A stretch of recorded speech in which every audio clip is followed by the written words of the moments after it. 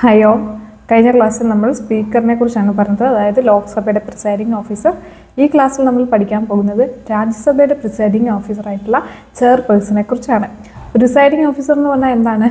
ഏത് കൗൺസിലാണെങ്കിലും അല്ലെങ്കിൽ ഏത് സഭയാണെങ്കിലും ആ സഭയെ നിയന്ത്രിക്കുന്ന വ്യക്തിയാണ് പ്രിസൈഡിംഗ് ഓഫീസർ എന്ന് പറയുന്നത്. ലോക്സഭയിൽ സമ്മേളനം നടക്കുമ്പോൾ അത് നിയന്ത്രിക്കുന്ന ആരാണ്? സ്പീക്കറാണ്. അതുപോലെ രാജ്യസഭയിൽ സമ്മേളനം നടക്കുമ്പോൾ അത് നിയന്ത്രിക്കുക എന്നുള്ള ഉത്തരവാദിത്തമാണ് രാജ്യസഭയുടെ പ്രിസൈഡിംഗ് ഓഫീസറായിട്ട് നമ്മൾ വിളിക്കുന്ന ചെയർപേഴ്സൺ ഉള്ളത്. ലോക്സഭയിലേക്ക് വരുമ്പോൾ ആ ഒരു പ്രിസൈഡിംഗ് ഓഫീസറിനെ സ്പീക്കറിനും, രാജ്യസഭയിലേക്ക് വരുമ്പോൾ ചെയർപേഴ്സൺ എന്നുമാണ് അഭിസംബോധന ചെയ്യുന്നത്. അപ്പം ഈ ചെയർപേഴ്സണായിട്ടിരിക്കുന്ന വ്യക്തി, രാജ്യസഭയുടെ ചെയർപേഴ്സണായിട്ടിരിക്കുന്ന വ്യക്തി എപ്പോഴും നമ്മുടെ രാജ്യത്തിൻ്റെ വൈസ് പ്രസിഡൻറ്റും കൂടെയാണ്.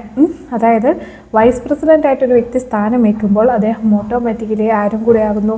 രാജ്യസഭയുടെ ചെയർപേഴ്സണും കൂടെ ആകുന്നു. ഓക്കെ. അപ്പം പക്ഷേ സ്പീക്കറിൽ നിന്ന് കുറച്ച് വ്യത്യാസങ്ങൾ മാത്രമേ രാജ്യസഭയുടെ ചെയർപേഴ്സണിലേക്ക് വരുമ്പോൾ ഉള്ളൂ. അപ്പം സ്പീക്കറിന് കിട്ടുന്ന 1-2 അല്ലെങ്കിൽ 2-3 പ്രിവിലേജസ് ഉണ്ട്. അതൊന്നും രാജ്യസഭയുടെ ചെയർപേഴ്സൺ ഇല്ല.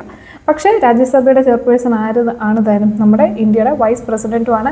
അദ്ദേഹം രണ്ടാമത്തെ പോയിന്റ്, അതായത് പ്രഥമ പോയിന്റ് എന്ന് പറയുന്ന ആരാണ്? നമ്മുടെ പ്രസിഡൻ്റാണ്. പ്രസിഡൻറ്റിന് ശേഷം ഓർഡർ ഓഫ് പ്രസിഡൻസിൽ സെക്കൻഡ് റാങ്കാണ് ആർക്ക് വരുന്നത്? നമ്മുടെ രാജ്യസഭയുടെ ചെയർപേഴ്സണായിട്ടിരിക്കുന്ന വൈസ് പ്രസിഡൻറ്റിനുള്ളതെന്നും കൂടെ ഓർക്കുക. ഓക്കെ. അപ്പം നമുക്ക് ഇനിയും രാജ്യസഭയുടെ ചെയർപേഴ്സൻ്റെ കാര്യങ്ങളിലേക്ക് കിടക്കാം.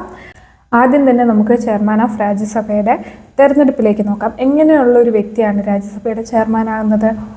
സ്പീക്കറിൻ്റെ കാര്യം നമുക്കറിയാം. ലോക്സഭയിൽ തന്നെ ഏതെങ്കിലും ഒരു MP ആയിരിക്കും പിന്നീട് സ്പീക്കറായിട്ട് മാറുന്നത്. പക്ഷേ രാജ്യസഭയിലേക്ക് വരുമ്പോൾ അങ്ങനെയല്ല.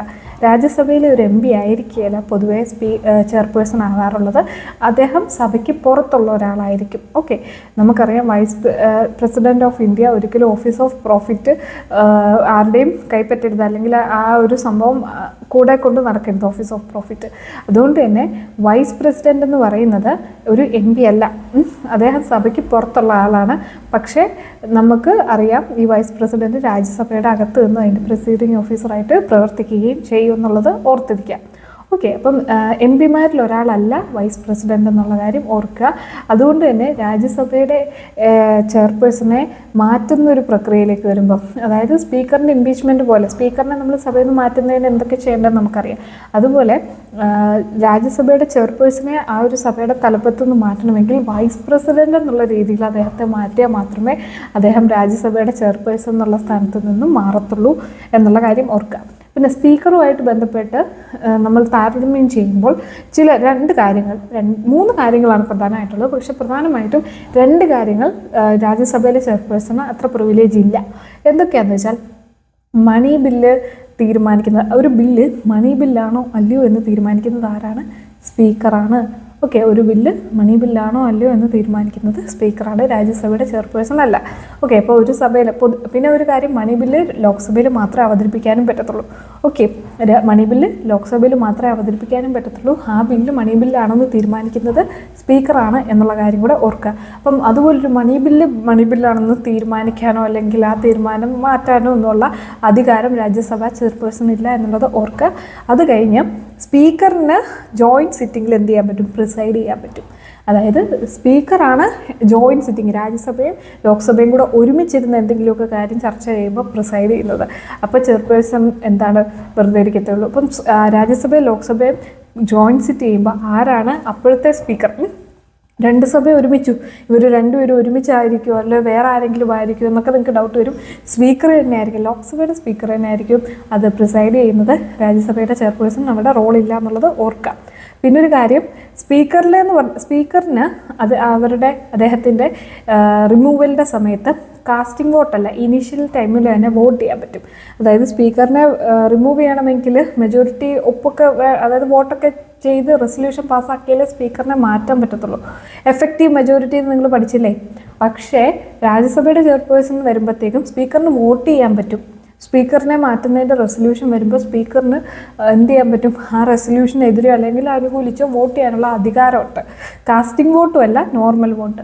പക്ഷേ രാജ്യസഭയുടെ ചെയർപേഴ്സണ് ഈ റെസൊല്യൂഷനും ചർച്ചകളുടെയൊക്കെ ഇടയ്ക്ക് ഇരിക്കാം. രാജ്യസഭയുടെ ചെയർപേഴ്സണെ മാറ്റുന്നതിൻ്റെ ചർച്ചകൾക്കൊക്കെ ഇടയ്ക്ക് ഇരിക്കാവുന്നേ ഉള്ളൂ. അദ്ദേഹത്തിന് വോട്ട് ചെയ്യാൻ അധികാരമില്ല. ചോദ്യം വരികയാണ്, രാജ്യസഭയുടെ ചെയർമാന് അദ്ദേഹത്തിൻ്റെ റിമൂവലിൻ്റെ സമയത്ത് പ്രൊസീജിയേഴ്സിലും ചർച്ചകളിലും ഏർപ്പെടാൻ പറ്റും എന്നൊരു സ്റ്റേറ്റ്മെൻറ്റ്. അടുത്ത സ്റ്റേറ്റ്മെൻറ്റ്, രാജ്യസഭയിലെ ചെയർമാന് അദ്ദേഹത്തിൻ്റെ റിമൂവലിൻ്റെ സമയത്ത് വോട്ട് ചെയ്യാൻ അധികാരമില്ല. അത് വേറൊരു സ്റ്റേറ്റ്മെൻറ്റ്. ഇനി അടുത്തത്, രാജ്യസഭയുടെ ചെയർപേഴ്സണ് വോട്ട് ചെയ്യുന്ന സമയത്ത് കാസ്റ്റിംഗ് വോട്ടിനുള്ള, അതായത് റിമൂവലിൻ്റെ സമയത്ത് വോട്ട് ചെയ്യുന്ന സമയത്ത് കാസ്റ്റിംഗ് വോട്ടിനുള്ള അധികാരം ഉണ്ടെന്നും. ഇങ്ങനെ 3 സ്റ്റേറ്റ്മെൻറ്റൊക്കെ വരികയാണെങ്കിൽ നിങ്ങൾ ഒറ്റ ലാസ്റ്റ് പറഞ്ഞ 2 എണ്ണം ഇല്ലയെന്ന് തന്നെ വിചാരിക്കാം. അതായത് ഇല്ല എന്നുള്ളതാണ് സത്യം. അതായത് കാസ്റ്റിംഗ് വോട്ടും ഇല്ല റിമൂവലിൻ്റെ സമയത്ത്, നോർമൽ വോട്ടും ഇല്ല റിമൂവലിൻ്റെ സമയത്ത്. അതേസമയം സ്പീക്കറിനാണെങ്കിലോ ഉണ്ട് താനും. രാജ്യസഭയിലെ ചെയർമാൻ എന്ത് ചെയ്യാൻ പറ്റും? അദ്ദേഹത്തിൻ്റെ ആ ഒരു പ്രക്രിയയിൽ പങ്കെടുക്കാൻ പറ്റും, ഡിബേറ്റ്സിലൊക്കെ പങ്കെടുക്കാൻ പറ്റും, ചർച്ചകളിൽ പങ്കെടുക്കാൻ പറ്റും. പക്ഷേ അദ്ദേഹത്തിന് വോട്ട് ചെയ്യാനുള്ള അധികാരം ഇല്ല രാജ്യസഭയിലെ ചെയർപേഴ്സണ്. ഓക്കെ, അപ്പോൾ അദ്ദേഹത്തിൻ്റെ റിമൂവലിൻ്റെ ടൈമിൽ അദ്ദേഹത്തിന് വോട്ട് ചെയ്യാൻ അധികാരമില്ല. പക്ഷേ സ്പീക്കറിന് ഉണ്ട്, അൺലൈക്ക് സ്പീക്കർ. ഓക്കെ, അത് ഓർത്തിരിക്കുക. പിന്നെ സ്പീക്കറിനെ പോലെ തന്നെ എന്താണ് ഇതിൻ്റെ എല്ലാം സാലറീസും അലവൻസും ഒക്കെ പാർലമെൻറ്റ് തന്നെയാണ്. എല്ലാ കോൺസ്റ്റിറ്റ്യൂഷണൽ ബോഡീസിൻ്റെ സാലറീസും അലവൻസും കാലാകാലങ്ങളായിട്ട് ആക്ട് പ്രകാരമൊക്കെ പാർലമെൻറ്റ് തന്നെയാണ് തീരുമാനിക്കുന്നത് എന്നോർക്ക്. ഇതൊക്കെ കൺസോളിഡേറ്റഡ് ഫണ്ട് ഓഫ് ഇന്ത്യയിൽ നിന്നാണ് ചാർജ് ആവുന്നതെന്നും വിചാരിക്കാം. നമുക്ക് ഉള്ള പ്രധാനമന്ത്രി, പ്രസിഡൻറ്റ്, അങ്ങനെയൊക്കെയുള്ള ജുഡീഷ്യറി, ഇവരുടെയൊക്കെ ശമ്പളം കൺസോളിഡേറ്റഡ് ഫണ്ട് ഓഫ് ഇന്ത്യയിൽ നിന്നാണ് ചാർജ് ആവുന്നതെന്ന് ഓർക്ക്. ആ ഫണ്ട് അവിടെ നിന്നാണ്. 3 types ഓഫ് ഫണ്ട്സ് ആർ. ഒന്ന് കണ്ടീജൻസി ഫണ്ട്, പിന്നെ consolidated fund, public accounts. 3 funds ഉണ്ട്. അത് കൺസോളിഡേറ്റഡ് ഫണ്ട് ഓഫ് ഇന്ത്യയിൽ നിന്നാണ് ഇതിൻ്റെയൊക്കെ ശമ്പളം പോകുന്നത് എന്നുള്ള കാര്യം ഓർത്തേക്കുക. ഓക്കെ, ഇവരുടെ. അപ്പം ഇത്രേ ഉള്ളൂ രാജ്യസഭയുടെ സ്പീക്കറിനെ കുറിച്ച്. ഇത്ര നിങ്ങൾക്ക് മനസ്സിലായെന്ന് വിചാരിക്കുന്നു. ഇനി നമുക്ക് അടുത്തത് ഡെപ്യൂട്ടി ചെയർമാൻ ഓഫ് രാജ്യസഭയിലേക്ക് കിടക്കാം. നമ്മൾ എന്തൊക്കെയാണോ ഡെപ്യൂട്ടി ചെയർമാൻ്റെ കാര്യങ്ങൾ പഠിച്ചത് അതൊക്കെ തന്നെയുള്ളൂ ഇതിലും എന്ന് ഓർക്കുക. ഓക്കെ, രാജ്യസഭയിൽ ഡെപ്യൂട്ടി ചെയർമാൻ്റെ കേസ് വരുമ്പോഴത്തേക്കും ലോക്സഭയിലെ ഡെപ്യൂട്ടി ചെയർമാൻ പോലെ നേരത്തെ പറഞ്ഞ പോലെ തന്നെയുള്ളൂ. അദ്ദേഹം വൈസ് പ്രസിഡൻറ്റ്, അതായത് നമ്മുടെ വൈസ് പ്രസിഡൻറ്റ് രാജ്യസഭയുടെ ചെയർപേഴ്സൺ, അദ്ദേഹം ഇല്ലാത്ത സമയത്ത് ഹൗസ് പ്രിസൈഡ് ചെയ്യുന്നത് ഡെപ്യൂട്ടി ചെയർമാൻ ആയിരിക്കും. പിന്നെ വേറൊരു കാര്യം, നമ്മുടെ വൈസ് പ്രസിഡൻറ്റ് ഇല്ലാത്ത സമയത്ത് ആക്ടിംഗ് പ്രസിഡൻ്റ് ആവാനും കൂടെയുള്ള അധികാരം വൈസ് പ്രസിഡൻറ്റിനുണ്ട്. അതായത് നമ്മുടെ രാജ്യസഭാ ചെയർപേഴ്സൺ നമ്മുടെ പ്രസിഡൻറ്റ് എന്തെങ്കിലും കാരണത്താൽ ആബ്സെൻ്റ് ആണെങ്കിൽ ആ ഒരു സ്ഥാനത്ത് ആക്ടിംഗ് പ്രസിഡൻ്റായിട്ട് നിൽക്കാനുള്ള പവർ ഈ രാജ്യസഭാ ചെയർപേഴ്സൺ ആയിട്ടുള്ള വൈസ് പ്രസിഡൻറ്റിനുണ്ട്. അപ്പോൾ ഈ വൈസ് പ്രസിഡൻറ്റ് ആക്ടിംഗ് പ്രസിഡൻ്റ് ആകുമ്പോൾ അദ്ദേഹത്തിന് രാജ്യസഭയിൽ എന്ത് ചെയ്യാൻ പറ്റത്തില്ല? പ്രിസൈഡ് ചെയ്യാൻ പറ്റത്തില്ല. ആക്ടിംഗ് പ്രസിഡൻ്റ് ആകുമ്പോൾ അദ്ദേഹം പ്രസിഡൻ്റായിട്ട് മാത്രമേ ആക്ട് ചെയ്യാവുള്ളൂ. രാജ്യസഭാ ചെയർപേഴ്സൺ എന്നുള്ള പദവി അദ്ദേഹത്തിന് കാണത്തില്ല. അദ്ദേഹത്തിന് പ്രസിഡൻറ്റിൻ്റെ ശമ്പളമൊക്കെ തന്നെയായിരിക്കും കിട്ടുന്നത്. പിന്നെ തിരിച്ച് വേണമെങ്കിൽ വൈസ് പ്രസിഡൻ്റ് ആകുമ്പോൾ അദ്ദേഹത്തിന് എന്ത് ചെയ്യാൻ പറ്റും? തിരിച്ച് അതേപടി രാജ്യസഭയുടെ കാര്യങ്ങൾ പ്രിസൈഡ് ചെയ്യാൻ പറ്റും. കാരണം വൈസ് പ്രസിഡൻറ്റ് ഒരിക്കലും പ്രസിഡൻ്റായിട്ട് അവരോധിക്കപ്പെടുന്നില്ല. ഇന്ത്യയെ സംബന്ധിച്ചിടത്തോളം വൈസ് പ്രസിഡൻറ്റ് ആക്ടിംഗ് പ്രസിഡൻ്റാണ്. പ്രസിഡൻ്റ് ഇല്ലാത്ത സമയത്ത് ആക്ടിംഗ് പ്രസിഡൻ്റാണ്. പ്രസിഡൻ്റ് ആയി കഴിയുമ്പോൾ അദ്ദേഹത്തിൻ്റെ ആ ഒരു അഭിനയം കഴിഞ്ഞിട്ട് തിരിച്ചു വരുമെന്ന് നിങ്ങൾ ഓർക്കുക. ഓക്കെ, ആക്ടിംഗ് എന്ന് പറയുമ്പോൾ അങ്ങനെ അഭിനയിച്ചാൽ മതി, ഒറിജിനൽ പ്രസിഡൻ്റ് ആവുന്നില്ല എന്നുള്ള കാര്യം ഓർക്കുക. ഒന്ന് ഓർത്ത് വെക്കാനുള്ള എളുപ്പത്തിന് അങ്ങനെ വിചാരിക്കുക. ഓക്കെ, അമേരിക്കയിൽ അങ്ങനെയല്ല. അമേരിക്കയിൽ പ്രസിഡൻറ്റിൻ്റെ ഇലക്ഷനോളം ഇമ്പോർട്ടൻസ് കൊടുത്തു തന്നെയാണ് വൈസ് പ്രസിഡൻറ്റിൻ്റെ ഇലക്ഷൻ നടക്കുന്നത്. അതുകൊണ്ട് പ്രസിഡൻറ്റിന് എന്തെങ്കിലും സംഭവിക്കുക അല്ലെങ്കിൽ അദ്ദേഹം പെട്ടെന്ന് ആരോഗ്യപരമായിട്ടുള്ള കാരണങ്ങൾ കൊണ്ടൊക്കെ രാജിവെക്കുകയാണെങ്കിൽ ഉടനെ വൈസ് പ്രസിഡൻറ്റ് സ്ഥാനം വയ്ക്കും. അത് അവർ പിന്നെ പ്രസിഡൻ്റ് ആവും. മനസ്സിലായോ? ജോ ബൈഡൻ ആയിരുന്നല്ലോ കഴിഞ്ഞ അമേരിക്കൻ പ്രസിഡന്റ്. അദ്ദേഹത്തിന് പ്രായസംബന്ധമായിട്ടുള്ള പ്രശ്നങ്ങൾ വരുമ്പോൾ എല്ലാവരും വിചാരിച്ചു അദ്ദേഹം രാജിവെച്ചിട്ട്, അങ്ങനെ അദ്ദേഹം രാജിവെക്കുകയോ അല്ലെങ്കിൽ മാറുകയോ ചെയ്യുകയാണെങ്കിൽ ഉടനെ വൈസ് പ്രസിഡന്റ് ആയിട്ടുള്ള കമല ഹാരിസ് ഉടനെ അതിൽ കയറും.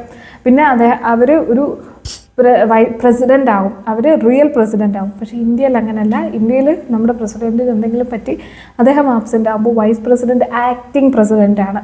ഓക്കെ, അദ്ദേഹത്തിൻ്റെ ജോലി ചെയ്യാൻ മാത്രമേ ചെയ്യത്തുള്ളൂ. അത് കഴിഞ്ഞാൽ തിരിച്ച് ഒറിജിനൽ പ്രസിഡൻറ്റിൻ്റെ തിരഞ്ഞെടുപ്പ് വഴി ആര് വന്നാലേ അവിടെ പ്രസിഡൻറ്റിൻ്റെ ആ ഒരു വേക്കൻസി ഫില്ലാവത്തുള്ളൂ. അത്രയും കാലം ഒരു ആക്ടിങ് പ്രസിഡൻ്റായിട്ടാണ് രാജ്യസഭയുടെ ചെയർപേഴ്സൺ നിൽക്കാമെന്ന് വിചാരിക്കുക. ഓക്കെ, ആ സമയത്ത് അദ്ദേഹത്തിന് എന്ത് ചെയ്യാൻ പറ്റത്തില്ല? രാജ്യസഭയെ പ്രിസൈഡ് ചെയ്യാനും പറ്റത്തില്ല. ഓക്കെ, ഇത്രേ ഉള്ളൂ കാര്യം. പിന്നെ ഡെപ്യൂട്ടി ചെയർപേഴ്സൻ്റെ കാര്യം വരുമ്പോഴത്തേക്കും അദ്ദേഹത്തിൻ്റെ സ്ഥാനം പോകണമെങ്കിൽ അദ്ദേഹം MP സ്ഥാനത്ത് നിന്ന് മാറണം. അപ്പോൾ മാത്രമേ ഡെപ്യൂട്ടി ചെയർപേഴ്സൻ്റെ സ്ഥാനം പോകത്തുള്ളൂ.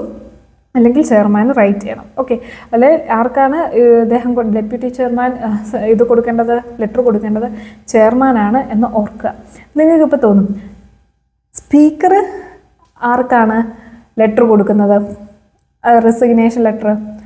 സ്പീക്കർ ഡെപ്യൂട്ടി സ്പീക്കറിന് റെസിഗ്നേഷൻ ലെറ്റർ കൊടുത്തിട്ടാണ് പോവാറ്. ഡെപ്യൂട്ടി സ്പീക്കറും ലെറ്റർ കൊടുക്കാറുണ്ട്. രാജ്യസഭ ഡെപ്യൂട്ടി ചെയർപേഴ്സൺ വൈസ് പ്രസിഡൻറ്റിന് റെസിഗ്നേഷൻ ലെറ്റർ കൊടുത്തിട്ടാണ് റിസൈൻ ചെയ്യാറ്. അപ്പം ഈ ചെയർപേഴ്സൺ ആർക്കായിരിക്കും ലെറ്റർ കൊടുക്കേണ്ടത്? Resignation letter. അതായത് പ്രസിഡന്റിനാണോ? അദ്ദേഹം വൈസ് പ്രസിഡന്റും ആണല്ലോ ഇന്ത്യയുടെ. അപ്പോൾ പ്രസിഡന്റിനാണോ അദ്ദേഹം റെസിഗ്നേഷൻ ലെറ്റർ കൊടുക്കേണ്ടത്, അതോ ഡെപ്യൂട്ടി ചെയർപേഴ്സൺ ആയിരിക്കുമോ അദ്ദേഹം റെസിഗ്നേഷൻ ലെറ്റർ കൊടുക്കേണ്ടത്? അത് നിങ്ങൾക്ക് ഒരു ഡൗട്ട് ഉണ്ടായിരിക്കും അല്ലേ? നമ്മുടെ വൈസ് പ്രസിഡന്റ് ഇപ്പം രാജിവെച്ചിട്ടിരിക്കുകയാണ്. അപ്പോൾ അദ്ദേഹത്തിൻ്റെ ന്യൂസൊക്കെ നിങ്ങൾ ഫോളോ ചെയ്യുന്നുണ്ടെങ്കിൽ നിങ്ങൾക്ക് ഒന്ന് ചിന്തിക്കാം, അല്ലെങ്കിൽ നിങ്ങൾക്ക് മനസ്സിലാവും ആർക്കാണ് അദ്ദേഹം രാജിക്കത്ത് കൊടുത്തതെന്നുള്ളത്. എന്തെങ്കിലും ഓർക്കുന്നുണ്ടോ? നിങ്ങൾ അങ്ങനെ ന്യൂസ് വല്ലതും കേട്ടതും വല്ലതും ഓർക്കുന്നുണ്ടോ? നമ്മുടെ ജഗ്ദീപ് ധൻഖർ പെട്ടെന്ന് തന്നെ മാറി. അദ്ദേഹം പെട്ടെന്ന് ഒരു മൺസൂൺ സെഷൻ തുടങ്ങിയപ്പോഴത്തേക്കും അങ്ങ് മാറി. അത് ഓർക്കുന്നുണ്ടല്ലോ അല്ലേ? അപ്പം അദ്ദേഹം ആർക്കായിരിക്കും റെസിഗ്നേഷൻ ലെറ്റർ കൊടുത്തത്? ഡെപ്യൂട്ടി സ്പീക്കറിന് കൊടുക്കണം, ഡെപ്യൂട്ടി ചെയർമാന് കൊടുക്കണോ, അതോ പ്രസിഡന്റിന് കൊടുക്കണോ? കാരണം ഇദ്ദേഹം വൈസ് പ്രസിഡന്റുമാണ് ചെയർമാനുമാണ്. അപ്പോൾ ആ ഒരു സ്ഥാനത്ത് നിന്ന് അദ്ദേഹം രാജ്യസഭയുടെ ചെയർപേഴ്സൺ, വൈസ് പ്രസിഡന്റ് എന്നൊക്കെയുള്ള ഒരു സ്ഥാനത്ത് നിന്ന് ആർക്ക് ലെറ്റർ കൊടുത്തിട്ടായിരിക്കും ഇറങ്ങിപ്പോകേണ്ടി വരുന്നതെന്ന് നിങ്ങളൊന്ന് ബ്രെയിൻ സ്റ്റോം ചെയ്യുക, ചിന്തിക്കുക. ഓക്കെ, ഞാൻ ക്ലാസ് എടുക്കുന്നതിൻ്റെ ഇടയ്ക്ക് എനിക്ക് ഈ ഒരു സംഭവം ക്ലിക്കായതാ, ഇങ്ങനെ നിങ്ങളുടെ അടുത്ത് അവതരിപ്പിക്കാമെന്ന്. ഓക്കെ, ഇപ്പം ഇതുപോലെയാണ് പൊളിറ്റി പലതും. നിങ്ങൾ ചിന്തിക്കുക, ഓരോ സ്ഥാനത്തിൻ്റെ വെയിറ്റേജ് ഒക്കെ കൊടുത്ത്. നിങ്ങളിപ്പോൾ ഈ പഠിക്കുമ്പോഴാണേലും എല്ലാം ഞാൻ പറയുന്നത് കാണാതെ പഠിക്കുന്നതൊക്കെ ഇച്ചിരി പാടായിരിക്കും, ഹെക്റ്റിക് ആയിരിക്കും, ഹെവി ആയിരിക്കും. പക്ഷേ ഇതിൻ്റെയൊക്കെ അണ്ടർലൈൻ ഫിലോസഫി മനസ്സിലാക്കി വേണം പഠിക്കാൻ. അങ്ങനെ ഫിലോസഫി മനസ്സിലാക്കുമ്പോൾ ഇത് ഈസിയാണ്. രാജ്യസഭയെക്കാട്ടിലും എപ്പോഴും ആൾബലം കൂടുതലും പല പ്രിവിലേജസും കൂടുതലും ലോക്സഭയിലാണ്. എന്തുകൊണ്ടാണ്? കാരണം ലോക്സഭ എന്ന് പറയുന്നത് ജനാധിപത്യത്തിൻ്റെ ഏറ്റവും കുറച്ചുകൂടെ അടുത്ത് നിൽക്കുന്ന ഒരു സഭയാണ്. കാരണം ജനങ്ങൾ നേരിട്ടാണ് വോട്ട് ചെയ്ത് ജയിപ്പിച്ചു വിടുന്നത് അതിൻ്റെ അകത്തുള്ളവരെ. പക്ഷേ രാജ്യസഭയിലേക്ക് വരുമ്പോൾ അവിടെ ജനങ്ങളല്ല വോട്ട് ചെയ്ത് ജയിപ്പിച്ചു വിടുന്നത്, ജനങ്ങളുടെ പ്രതിനിധികളാണ് വോട്ട് ചെയ്ത് ജയിപ്പിച്ചു വിടുന്നത് രാജ്യസഭയിലെ അംഗങ്ങളെ. അപ്പോൾ സ്വാഭാവികമായിട്ടും ജനങ്ങളുടെ ഡയറക്റ്റ് കൈയുള്ളതാണോ, അതോ ജനങ്ങളുടെ പ്രതിനിധികൾ ജയിപ്പിച്ചു വിടുന്നവർക്കായിരിക്കും ഇമ്പോർട്ടൻസ് കൂടുതൽ? അല്ലെങ്കിൽ അതിലേത് സഭയ്ക്കായിരിക്കും കുറച്ചുകൂടി ഇമ്പോർട്ടൻസ് വരുന്നത്? ലോക്സഭയ്ക്കായിരിക്കും. ഓക്കെ, അപ്പോൾ അങ്ങനെയുള്ള കാര്യങ്ങൾ നിങ്ങളൊന്ന് ചിന്തിക്കുക. അതിൻ്റെ എണ്ണത്തിൻ്റെ കാര്യത്തിലാണെങ്കിലും ടെറിട്ടോറിയലായിട്ടുള്ള ഡിസ്ട്രിബ്യൂഷൻ, അങ്ങനത്തെ കുറേ എല്ലാ കാര്യത്തിലും നിങ്ങളിങ്ങനെ ഒരു കോമൺ സെൻസ് ചിന്തിക്കുക എന്നുള്ളതേ ഉള്ളൂ. ഓക്കെ, അപ്പം ഇത്രേ ഉള്ളൂ. ഡെപ്യൂട്ടി ചെയർപേഴ്സൻ്റെ കാര്യം വരുമ്പോഴത്തേക്കും വേറെ കാര്യങ്ങളൊന്നുമില്ല. പിന്നെ പ്രസിഡന്റ് ഇല്ലാത്തപ്പം വൈസ് പ്രസിഡന്റ് അല്ലെങ്കിൽ രാജ്യസഭ ചെയർപേഴ്സൺ ഈ സ്ഥാനം മാറിയിട്ട് പ്രസിഡന്റ്, ആക്ടിംഗ് പ്രസിഡന്റ് ആകുമ്പോഴൊക്കെ ഡെപ്യൂട്ടി ചെയർപേഴ്സൺ ആണ് ആ ഒരു സ്ഥാനം കൈകാര്യം ചെയ്യുന്നത്. ഡെപ്യൂട്ടി ചെയർപേഴ്സൺ ഓഫ് രാജ്യസഭ ആകുമ്പോൾ അദ്ദേഹത്തിന് ചെയർപേഴ്സണ് കിട്ടുന്ന എല്ലാ പ്രിവിലേജസും ആർക്കും കിട്ടും, ഡെപ്യൂട്ടി ചെയർപേഴ്സണും കിട്ടും എന്ന് വിചാരിക്കുക. ഓക്കെ, പിന്നെ കാസ്റ്റിംഗ് വോട്ട് എന്ന് പറയുന്ന സംഭവം 2 പേർക്കുണ്ട്. ഡെപ്യൂട്ടി ചെയർപേഴ്സണും ഉണ്ട്, ചെയർപേഴ്സണും ഉണ്ട്. അവർ പ്രിസൈഡ് ചെയ്യുന്ന സമയത്ത്, ഓക്കെ, പ്രിസൈഡ് ചെയ്യുന്ന സമയത്ത് ഇവർക്ക് കാസ്റ്റിംഗ് വോട്ടുണ്ട്. പക്ഷേ കാസ്റ്റിംഗ് വോട്ട് ഒരു തരത്തിലുള്ള വോട്ടും ചെയർപേഴ്സൺ ഇല്ലാത്തത് എപ്പോഴാണ്? അദ്ദേഹത്തിൻ്റെ റിമൂവലിൻ്റെ ടൈമിലാണെന്നും കൂടെ ഓർക്കുക. പിന്നെ വരുന്നത് panel of vice chairpersons of രാജ്യസഭയാണ്. രാജ്യസഭയ്ക്കും പാനൽ ഓഫ് വൈസ് ചെയർപേഴ്സൺസ് ഉണ്ട്. സ്പീക്കറിൻ്റെ കാര്യം പറഞ്ഞ പോലെ തന്നെ കുറച്ച് പേരെ സെറ്റ് ചെയ്ത് വെച്ചേക്കാം. കാരണം എപ്പോഴാണ് ഡെപ്യൂട്ടി ചെയർപേഴ്സണും സഭയിൽ ഇല്ലാതെ വരുന്നതെന്ന് അറിയത്തില്ല. ഇവർ രണ്ടുപേരും ഇല്ലെന്നും പറഞ്ഞുകൊണ്ട് ഈ സഭ നടത്തുന്ന 2 പേരാണ്. ആ 2 പേര് ഇല്ല, പ്രധാനപ്പെട്ട സഭ നടത്തുന്ന മേലാളികൾ ഇല്ലയെന്ന് പറഞ്ഞുകൊണ്ട് സഭ അത്രയും പേര് വന്ന സഭ നമുക്ക് കൂടാതിരിക്കാൻ പറ്റത്തില്ല. അപ്പോൾ പകരം ആരെങ്കിലും പ്രിസൈഡ് ചെയ്യാൻ 10 പേരെ അവർ എപ്പോഴും എന്ത് ചെയ്യും? നോക്കി വെക്കും. 10 ഒരു നമ്പറുണ്ട്, ഒരു മിനിമം കോറമുണ്ട്. ആ കോറത്തിൽ ഒരു പാനൽ ഓഫ് വൈസ് ചെയർപേഴ്സൺസ് ഉണ്ട് എന്ന് ഓർക്കുക. ഓക്കെ, അപ്പം അത്രേ ഉള്ളൂ. Under the rules of Rajya Sabha, rules of Lok Sabha, ഇങ്ങനെ കുറേ റൂൾസ് ഉണ്ട്. ലോക്സഭയിലും രാജ്യസഭയിലും ഒക്കെ കാര്യങ്ങൾ നടക്കുന്ന കോൺസ്റ്റിറ്റ്യൂഷൻ പ്രകാരം മാത്രമല്ല, പല പ്രൊസീജിയേഴ്സും റൂൾസും ഉണ്ട്, കൺവെൻഷൻസ് ഉണ്ട്. നമ്മുടെ പാർലമെൻറ്റാണ്. അപ്പം പല ബുക്കുകളിലും പല ആക്ടുകളിലും ഒക്കെ പീപ്പിൾ റെപ്രസെൻറ്റേഷൻ ആക്ട്, ഇങ്ങനെ കുറേ ആക്ടുകളുണ്ട്. ആ ആക്ടൊക്കെ പ്രകാരമാണ് പല കാര്യങ്ങളും നടക്കുന്നത്. നിങ്ങൾക്ക് പാർലമെൻറ്റിൽ നടക്കുന്ന ഒരു കാര്യം, ഇന്ന കാര്യം കോൺസ്റ്റിറ്റ്യൂഷനിൽ എഴുതി വെച്ചിട്ടുണ്ട് എന്ന് പറഞ്ഞാൽ ചിലപ്പോൾ അതെപ്പോഴും ശരിയാവണം ില്ല. അത് ചിലപ്പോൾ കോൺസ്റ്റിറ്റ്യൂഷനിലല്ലായിരിക്കും എഴുതി വെച്ചാൽ വേറെ എന്തെങ്കിലും ആയിരിക്കും എഴുതി വെച്ചിരിക്കുന്നത്. അപ്പം ആ ഒരു ധാരണ എന്തൊക്കെ കോൺസ്റ്റിറ്റ്യൂഷനിൽ ഇച്ചിരി ബേസിക് കാര്യങ്ങളെ എഴുതി വെക്കത്തുള്ളൂ എന്ന് ഓർക്കുക. അപ്പോൾ ആ ഒരു കാര്യത്തിൻ്റെ അപ്പുറം എന്തെങ്കിലുമൊക്കെ എഴുതി വെച്ചിരിക്കുന്നതാണ് ഇത് കോൺസ്റ്റിറ്റ്യൂഷനിലല്ല എന്നുള്ള തിരിച്ചറിയാനുള്ള ധാരണ നിങ്ങൾക്കുണ്ടാവണം. ഓക്കെ, ഇപ്പോൾ വരുന്നത് പാനൽ ഓഫ് ചെയർപേഴ്സൺ ഉണ്ട് under the rules of Rajya Sabha. പിന്നെ ഇവർ ഡെപ്യൂട്ടി ചെയർപേഴ്സണോ ഇല്ലാത്ത സമയത്ത് ഇവരിൽ ആരെങ്കിലും ആയിരിക്കും എന്ത് ചെയ്യുന്നത്? ഈ ഒരു പ്രിസൈഡ് ചെയ്യുന്നത് രാജ്യസഭ എന്നുള്ളത് ഓർക്കുക. ഇത്രേ ഉള്ളൂ. വേറെ പ്രത്യേകിച്ച് കാര്യങ്ങളൊന്നും ഇല്ലാന്ന് തോന്നുന്നു. നേരത്തെ പറഞ്ഞ പോലെ തന്നെ ഈ പാനലിലും ആരും ഇല്ലെങ്കിൽ പ്രസിഡന്റ് ഒരാളെ അപ്പോയിന്റ് ചെയ്യും എന്നുള്ളത് ഓർക്കാം. നമ്മൾ പറഞ്ഞായിരുന്നു കഴിഞ്ഞ സ്പീക്കറിൻ്റെ ക്ലാസ്സിൽ ഈ സെയിം പ്രോസസ്സ് തന്നെ. പാനലിലും ആരും ഇല്ല, ചെയർപേഴ്സണും ഇല്ല, വൈസ് ചെയർപേഴ്സണും ഇല്ല. അപ്പോൾ പ്രസിഡന്റ് ഒരു വ്യക്തിയെ പ്രിസൈഡിങ് ഓഫീസറാക്കും. ഓക്കെ, അപ്പം ഇതോടെ രാജ്യസഭയുടെ ലോക്സഭയുടെ പ്രിസൈഡിങ് ഓഫീസേഴ്സിൻ്റെ പോർഷൻസ് തീർന്നു. ഇതിൽ പ്രത്യേകിച്ച് ആർട്ടിക്കിൾ നമ്പർ ഇല്ല. എൻ്റെ പല ക്ലാസ്സുകളിലും ആർട്ടിക്കിൾ നമ്പേഴ്സ് നിങ്ങൾ കേട്ടിട്ട് കാണുകയില്ല. കോൺസ്റ്റിറ്റ്യൂഷനിൽ വളരെ ഇമ്പോർട്ടൻ്റ് ആയിട്ടുള്ള കുറച്ച് ആർട്ടിക്കിൾസ് ഉണ്ട്. ആ ആർട്ടിക്കിൾസ് നിങ്ങൾ മസ്റ്റായിട്ട് പഠിക്കണം. ലൈക്ക് യൂണിയൻ സിവിൽ കോഡ്, കോൺസ്റ്റിറ്റ്യൂഷൻ്റെ അമെൻമെൻറ്റ് വരുമ്പോൾ കുറച്ച് ആർട്ടിക്കിൾസിൻ്റെ പേരുണ്ട്. അതുപോലെ തന്നെ ഫണ്ടമെൻ്റൽ റൈറ്റ്സ്. പിന്നെ ഞാൻ പറഞ്ഞിട്ടുണ്ട്, ഇപ്പോൾ സ്റ്റേറ്റിലെ കാര്യവും യൂണിയനിലെ കാര്യവും വ്യത്യാസം വരുന്ന കുറച്ച് ആർട്ടിക്കിൾസ് ഉണ്ട്. അത് ഞാൻ വേറെ സെപ്പറേറ്റ് ആയിട്ട് ക്ലാസ് എടുക്കും. ഓക്കെ, ആർട്ടിക്കിൾസ് എന്ന് പറയുന്നത് എല്ലാ ആർട്ടിക്കിൾസും പഠിച്ചിട്ട് നിങ്ങൾക്ക് പോകാൻ പറ്റത്തില്ല. ഇപ്പോൾ 75 ഒക്കെ ഇമ്പോർട്ടൻ്റാണ്, കാരണം അത് കൗൺസിൽ ഓഫ് മിനിസ്റ്റേഴ്സ് എന്ന് പ്രത്യേകം സിലബസിൽ എഴുതിയിട്ടുള്ളതിൻ്റെയൊക്കെ ആർട്ടിക്കിൾസ് പഠിച്ചാൽ മതി നിങ്ങൾ. ഫണ്ടമെൻ്റൽ റൈറ്റ്സ് അത് എഴുതിയിട്ടുണ്ട്, DPSP എഴുതിയിട്ടുണ്ട്. ഓക്കെ, ഈ സ്പീക്കർ എന്നൊക്കെ വരുമ്പോഴത്തേക്കും നിങ്ങൾ പഠിക്കുന്നത് എന്തുകൊണ്ടും നല്ലതാണ്, പക്ഷേ അത് ഡയറക്റ്റായിട്ട് അതിൽ കൊടുത്തിട്ടില്ല അല്ലേ. പക്ഷേ നമുക്ക് യൂണിയൻ ഗവൺമെൻറ്റിൻ്റെ പാർട്ട് എന്താണെന്ന് നിങ്ങൾ പഠിക്കണം. അപ്പം ഇത് സിലബസിൽ കൊടുത്തിരിക്കുന്ന പോർഷനുമായിട്ട് ബന്ധപ്പെട്ട് ഡയറക്റ്റ് ബന്ധമുള്ള ആർട്ടിക്കിൾസ് ഞാൻ വേറെ ക്ലാസ്സിൽ പറയും. അപ്പം ഇതിലൊന്നും വലിയ, ഇപ്പം ഞാൻ പഠിപ്പിക്കുന്ന ലക്ഷ്മികാന്തിലും അതിനെക്കുറിച്ച് ആർട്ടിക്കിൾസ് നല്ല ഇമ്പോർട്ടൻസ്. അതിൻ്റെ ഇത് ദൈനംദിന കാര്യമായിട്ട് നടക്കുന്ന ഒരു കാര്യമാണ് സ്പീക്കറിൻ്റെ കാര്യം. സ്പീക്കറിൻ്റെ ആർട്ടിക്കിളിനെക്കാട്ടിലും ഇമ്പോർട്ടൻ്റ് ആണ് അദ്ദേഹം ദൈനംദിനമായിട്ട് എന്തൊക്കെ പ്രവൃത്തികളാണ് ചെയ്യുന്നതെന്നുള്ളത്. ഓക്കെ, അവിടെ ആർട്ടിക്കിൾ നമ്പറിനെക്കാട്ടിലും പ്രാധാന്യം അദ്ദേഹത്തിൻ്റെ പ്രവൃത്തിയില്ല, കാരണം അതൊരു ലൈവ് ഇൻസ്റ്റിറ്റ്യൂഷനാണ്.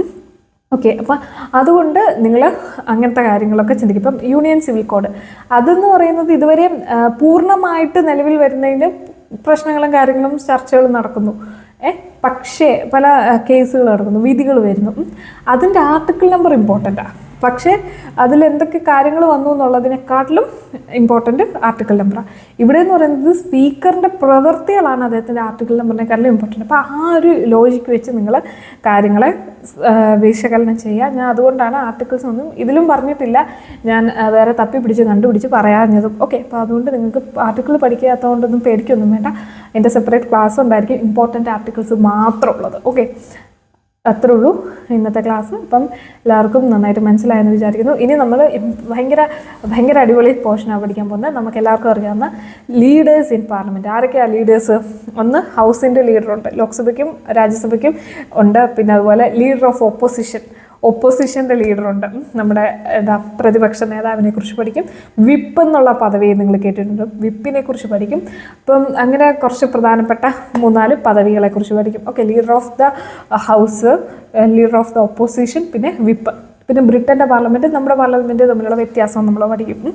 അപ്പം ബ്രിട്ടൻ്റെ പാർലമെൻറ്റിലെ പ്രതിപക്ഷ നേതാവിനെ പോലെയല്ല നമ്മുടെ പ്രതിപക്ഷ നേതാവ്. ഓക്കെ, അപ്പോൾ അതിനൊക്കെ വ്യത്യാസമൊക്കെ ഉണ്ട്. അപ്പം നിങ്ങൾക്ക് റിലേറ്റ് ചെയ്യാനൊക്കെ പറ്റും. അപ്പം ഇന്നത്തെ ക്ലാസ് ഇത്രേ ഉള്ളൂ. നിങ്ങൾ നന്നായിട്ട് പറയുന്നതൊക്കെ മനസ്സിലാക്കുക, ധാരണ നന്നായിട്ട്, പൊളിറ്റി പഠിക്കാൻ ഒറ്റ കാര്യമേ ഉള്ളൂ. നല്ല വ്യക്തമായിട്ട് നിങ്ങൾ ചിന്തിക്കുക, എന്തുകൊണ്ടായിരിക്കും അങ്ങനെ വന്നത്, അത് ഇന്നതുകൊണ്ടായിരിക്കും. നിങ്ങളൊന്ന് ചിന്തിച്ചാൽ നിങ്ങൾക്ക് തന്നെ ഉത്തരം കിട്ടും. എന്തുകൊണ്ടാണ് പ്രസിഡൻറ്റിൻ്റെ പവർ ഇത്രയും കുറഞ്ഞിരിക്കുന്നത്, എന്തുകൊണ്ടാണ് വൈസ് പ്രസിഡൻറ്റിൻ്റെ പവർ ഇത്ര ആയിട്ടുള്ളത്, അതൊക്കെ നിങ്ങൾക്ക് ധാരണ ഉണ്ടെങ്കിൽ നിങ്ങൾക്ക് ഫൈനലി ഒരു ചോദ്യം ഈസി ആയിട്ട് നിങ്ങൾക്ക് അറ്റൻഡ് ചെയ്യാൻ പറ്റാവുന്നേ ഉള്ളൂ. എല്ലാം കാണാതെ പഠിക്കണമെന്നില്ല. ബേസിക് ആയിട്ടുള്ള കണ്ടൻറ്റ് അറിഞ്ഞിരിക്കുക, അത് കഴിഞ്ഞ് കൺസെപ്ഷ്യൽ മനസ്സിലാക്കുക. ഇത് ഫുൾ കൺസെപ്ഷ്യൽ ക്ലാരിറ്റിയാണ് പൊളിറ്റി. ഓക്കെ, അപ്പോൾ ഇന്നത്തെ ക്ലാസ് ഇത്രേ ഉള്ളൂ. എല്ലാവർക്കും ക്ലാസ് ഇഷ്ടപ്പെട്ടെന്ന് വിചാരിക്കുന്നു. Thank you.